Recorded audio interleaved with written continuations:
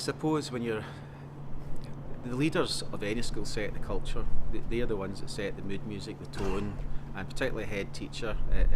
It's really important that they set what is going to be the ethos of the school. And when you're changing culture, it is about changing the ethos of the school. So in many senses, the leadership is critical.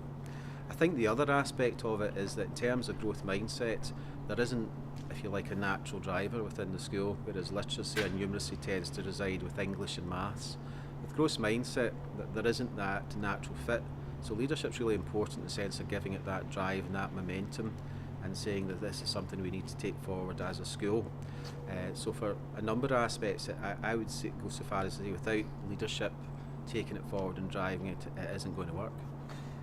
I mean, absolutely. What would you say to a group of staff who were saying that they're too busy to do growth mindset because of the amount of other initiatives that are coming their way just now from elsewhere?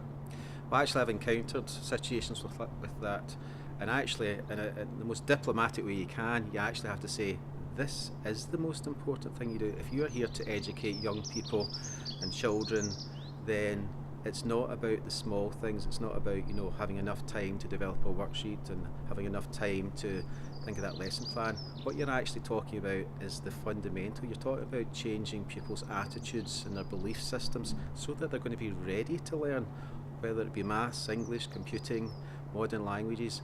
I think if you get the growth mindset right, all of the other things becomes much, much easier. So the tact I've tended to take with staff is just to try and get them to take a step back and say, this is as important as anything else you'll do in your career. So in that sense, you make time, because like everything else in teaching, you have a list of priorities, and I'd say this jumps to the top of the list of priorities because it helps you to deliver the curriculum.